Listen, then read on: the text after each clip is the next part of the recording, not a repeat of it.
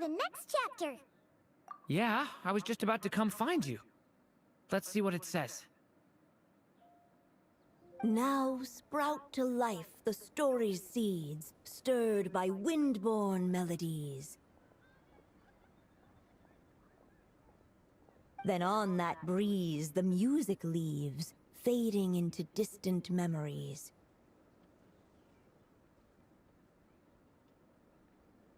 Seek the place where wind and tale entwine, and once there, make 3 riddles into verse, and 3 melodies into song.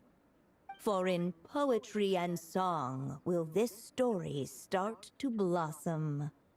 Come on! Another riddle? All that talk about wind and melodies? What do you think the answer could be? Oh! Care to elaborate? Wind? Music? Poetry? Tone-deaf bards gotta know the answer. You mean Lord Barbatos? Albedo introduced us when I first arrived in Mondstadt. I mean, someone like me was bound to catch his eye sooner or later. It's better that it's out in the open anyway. Now, how should we track him down?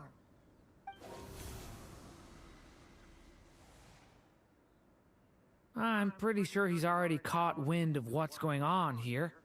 Why don't we just see where the wind takes us? Right. He definitely makes it easy to forget he's a real god sometimes.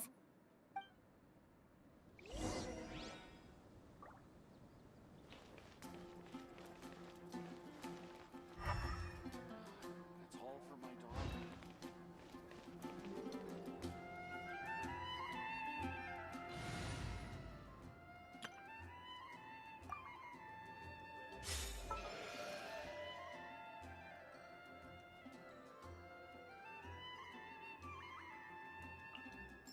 Ready when you are.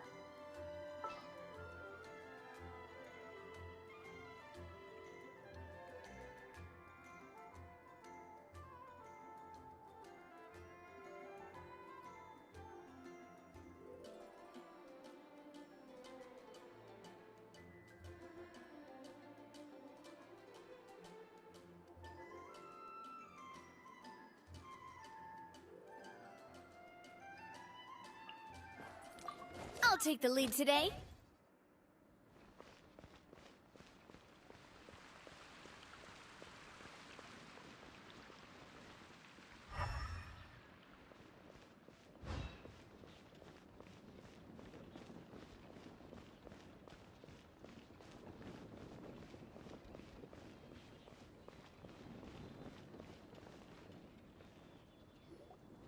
Traveler, Paimon! What a sight for sore eyes! And the little dragon from the fairy tale world. I heard your voices calling out to me on the wind. Something about needing help with a riddle? Sorry to disturb you, Lord Barbatos. Disturb me? Not at all!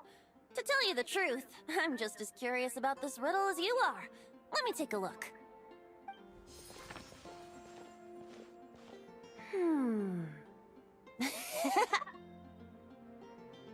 What is it? Did you figure out the answer? 3 riddles and 3 melodies. That sure takes me back. The answer you seek lies hidden in memory. Looks like running to Tone-Deaf Bard was the right call after all. Long ago, those mages came to Mondstadt, seeking to test their strength against mine. But I replied, let us make music, not war, and resolve our conflicts through song. So I strummed my lyre and sang them this verse. O wind, welcome now, my guests. Pass through verdant leaves unseen, where shape your formless self may take, and offer up a graceful scene, a fleeting gift for welcome's sake. Leap at the edge of a sea of clouds where land meets sky and sky meets ground. They're frighten off the noisy crowds and bring my guests a calm profound. Fly beneath the stars up high where mortal noise is swept aside, that my dear guests with starry eyes may share the dreams they hold inside. Now go to where I vowed to keep a quiet spot for them to sleep. No clash, no contest bars the way, just tea and mirth to fill the day. There you have it, the 3 melodies. As for the answers to those 3 riddles, I trust you can guess them by now. The woods, the edge of a cliff, and the sky? Correct! Funnily enough, your mother was also the first to solve it, all that time ago. There must be some kind of special rapport between those who write stories and those who sing them. The woods, a cliff, and the sky. Oh! So that's where it is! I suppose the spot that answer points to is where you're headed next. You should know, after solving my riddle, the mages even accepted my proposal and made that location their official meeting spot. And going by what your book is suggesting, once you found it, you might want to try playing the melody I just shared with you. Guess you can be pretty reliable when it counts, huh? Great Animal Archon? Thanks for the help, Lord Barbados. Still got questions for me, huh? Yeah, you must have read countless tales in your time, being a wandering bard and all. In your experience, why might an author consider a story unfinished? Unfinished? Well, I guess if there's something left to accomplish in the story, or, oh! If the last line goes, "To be continued." Huh?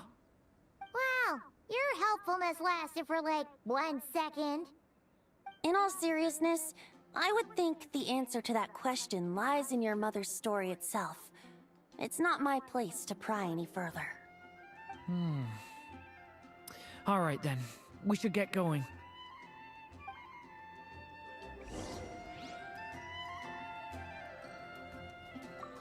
I wonder when their next meeting will be.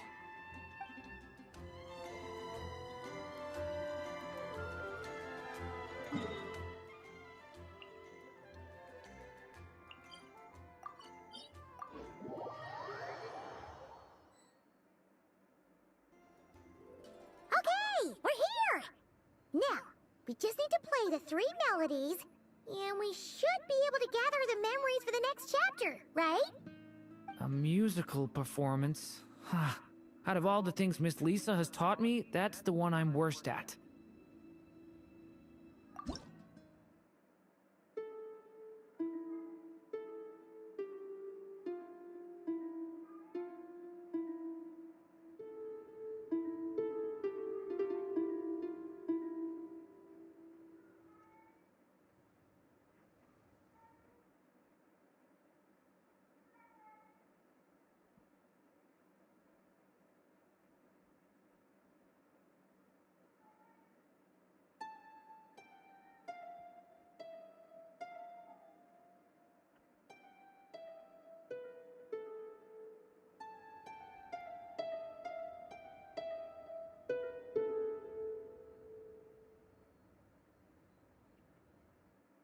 I don't think we're playing very well.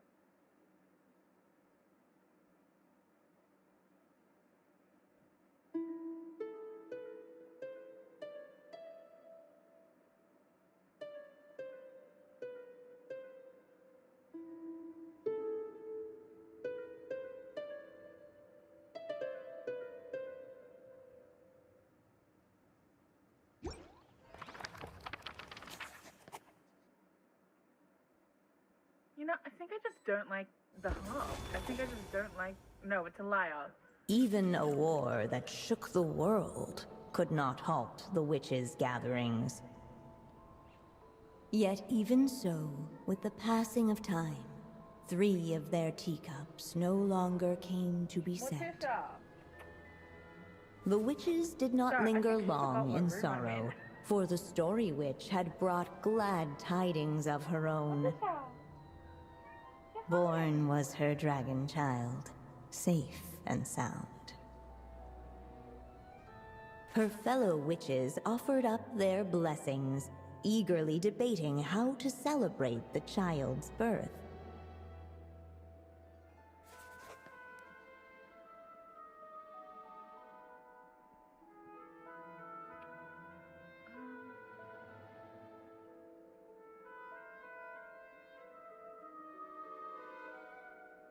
In the end, they settled on the sweetest candy they could find. After all, what could be sweeter than the arrival of new life? And so, the witches' gathering turned into a birthday celebration.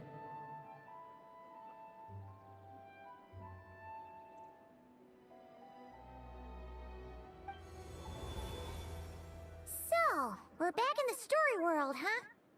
As if from nowhere, new guests appeared at the witches' table. Perhaps they too had come to celebrate the dragon child's birthday. Yet while everyone else was busy thinking about what kind of gift to offer, these 3 seemed to have come empty-handed. Hardly the recipe for a warm welcome to a birthday party, now is it? A gift? Hey, what's this all about?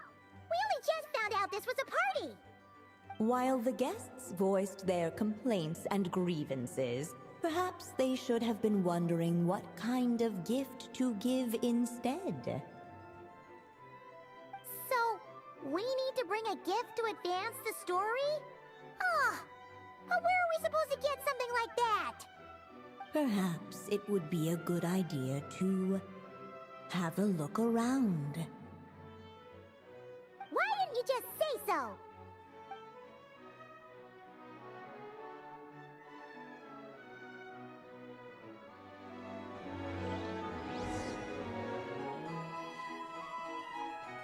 The witches went on chatting away, ignoring the empty-handed guests.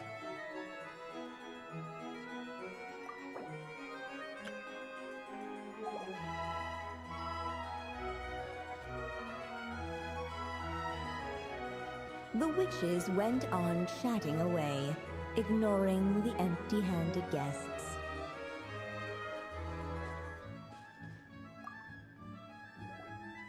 Hey, is that the other Durin? Hey, Mini Durin! Nope, no reaction. Seriously, did he doze off at his own birthday party?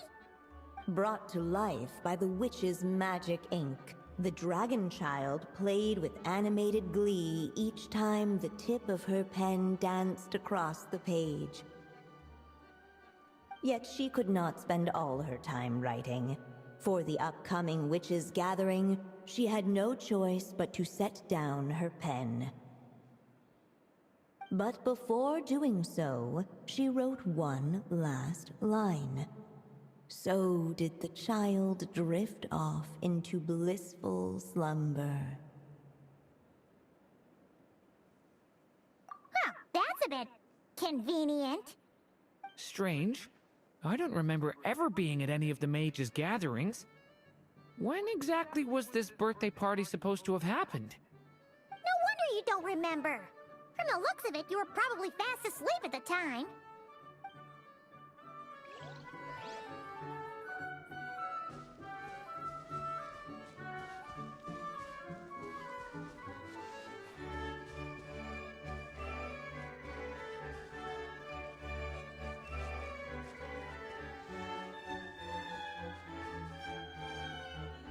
Hey, could we use these as gifts, maybe? At last, the guests found something to give the dragon child. Guess that's a yes then. Which one should we go for? Still, the guests wondered what kind of gift might the little dragon really want. Should they put a warrior's sword in his hand and send him out on an unstoppable quest to save the world? Or perhaps a wandering hero's slingshot and the promise of a life of endless, uncharted adventure? Or maybe even a scholar's tome and the chance to take on all the world's unsolved mysteries. Okay. Wow. That's a lot of pressure all of a sudden. Oh yeah! Technically, we're actually picking a gift for you. So, which one would you prefer? You want me to choose? Wow, this feels kinda special. How come? For as long as I can remember, I've spent most of my time living in the stories my mother created. I always thought my mother had everything written out for me already, just like the toy figures in Constellation Metropole. What I wanted to do with my own future. That's something I've never really thought about. What did I want back then? This is the first time I've ever asked myself that question. Sounds like this is the perfect opportunity to answer it then. It's been a while since you left Simulanka, and after everything that's happened, it might be about time to start thinking about your future. Then let me give it some thought.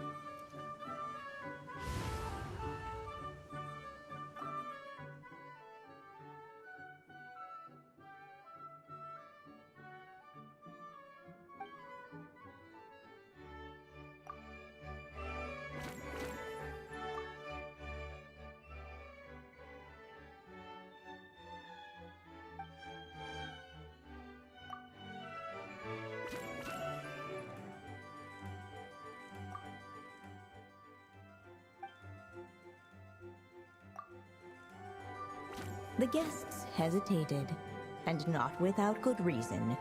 Given how much this gift would mean to the little dragon, a bit of careful thought could go a long way. Can I stop here and play? I mean, take a stroll. I won't go too far.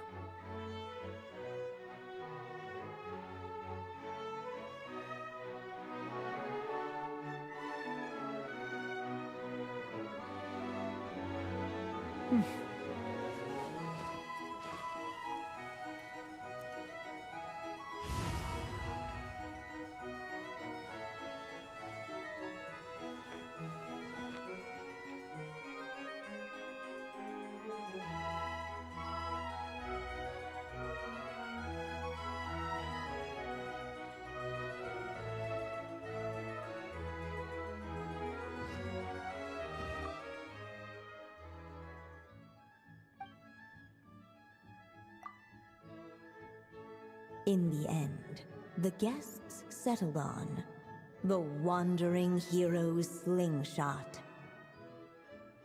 A wandering hero.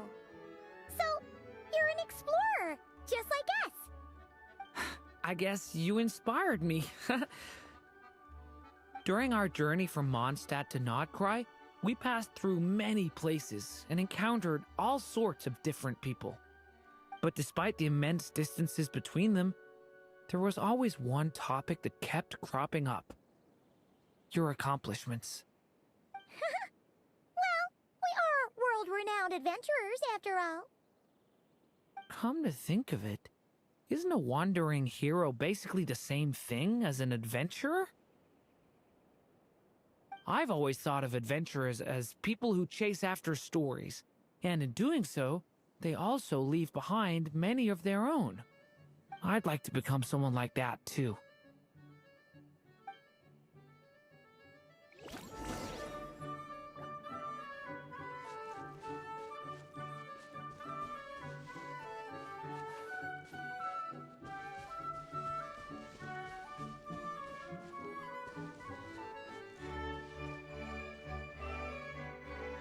Alright, they should let us in now that we've got a gift, right?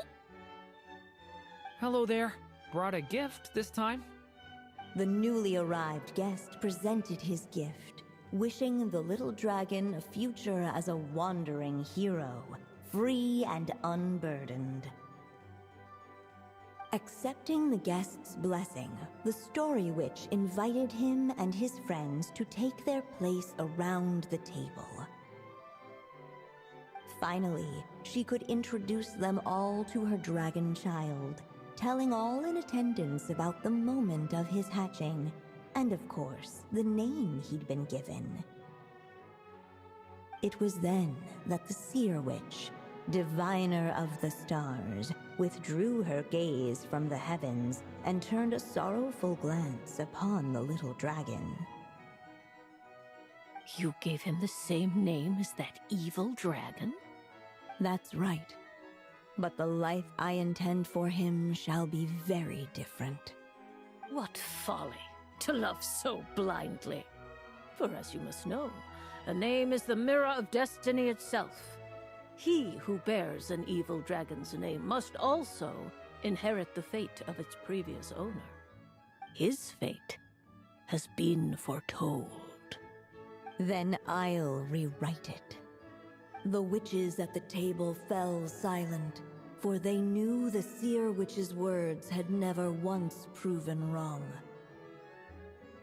Yet, just as clearly, they recognized the Story Witch's resolve, for there is scarce a force in this world more fearsome than a mother's love. At last, the Merry Witch stepped forward, dispelling the uneasy silence. So be it. Then we'll all lend a hand. Together, we shall rewrite this child's fate.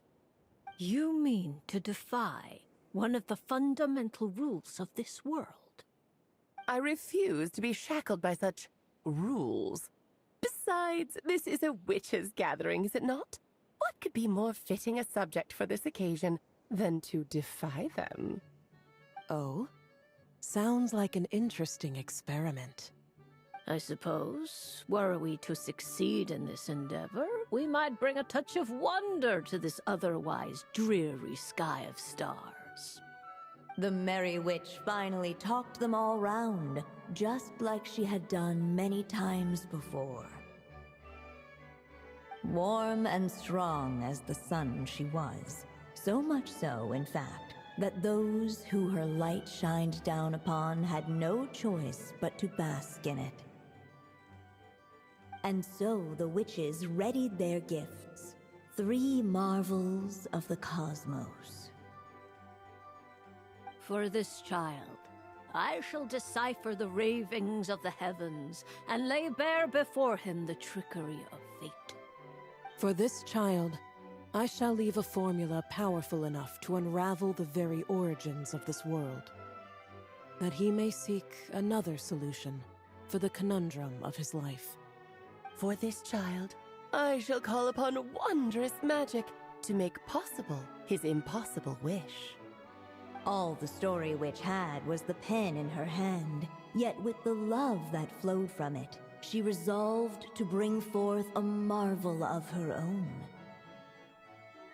For this child, I shall leave behind the last story I will ever write, and with it, a path to an ending yet untold. With the witch's blessings given and received, the little dragon's fate at last began to turn.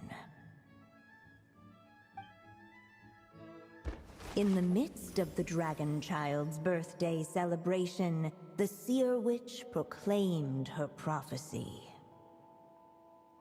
The child had been given the evil dragon's name, and with it, the burden of its fate. But hearing this, the Story Witch vowed to rewrite it all, for such was her love and resolve. And so the other witches offered their gifts in turn, marvels as rare as any in the cosmos. Together, they sought to test one of the fundamental laws of this world, in part to support a mother's love, and in part to sate their own curiosity. Oh, and I almost forgot. Our new guests came bearing blessings of their own. Who knows?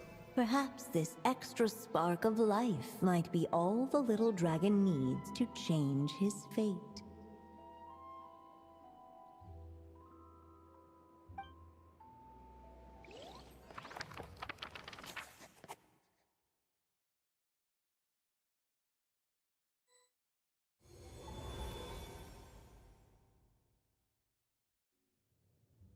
Yep, looks like we've completed this chapter too. Those witches in the story were the mages at the Hexen Circle, right? They sure seem to care a lot about you, Durin. But, Paimon kinda had trouble following their conversation. Just a bunch of mystery, as usual. The evil dragon's fate. Oh, is that what you're worried about? But didn't we already take care of that? Ah, the mages must have had a hand in that, too. Also, I was just thinking, which part of the story are we even meant to be completing? Oh,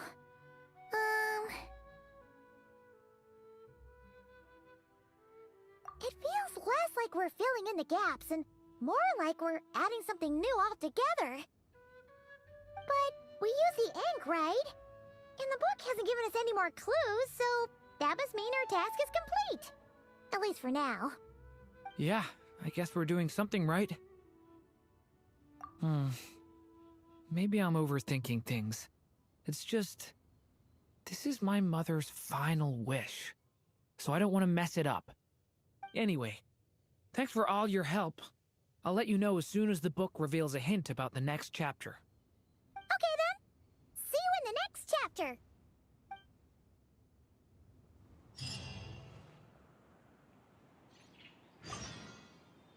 I think I'm gonna stick around, take my time reading through this book. If you feel like jumping back into the story, just come find me.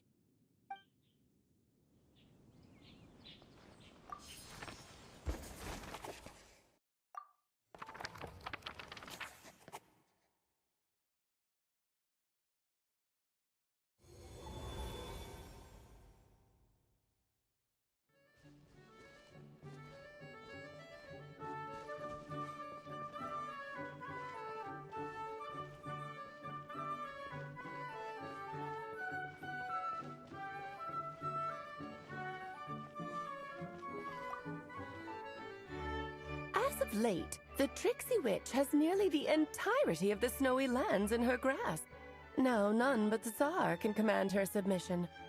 Such a pity that she can no longer spare the time to join our gatherings. Tell me, does the Wander Witch still roam among the stars? Who can say how long we'll have to wait for her return? I had hoped sharing all the fun little stories from our gatherings might entice her to remain. Then how about the Memory Witch? Does she still walk the mortal realm? Yes, she has that secret mission of hers to accomplish, so she couldn't make it to our gathering. But she doesn't seem to regret her choice, so naturally, it's not my place to pry. As rare a chance to gather as this, and yet almost half of us are absent. Cheer up. At least you came with good tidings. I suppose I'm just feeling a little sentimental. After all, there will come a day when I, too, am among those absent at these gatherings.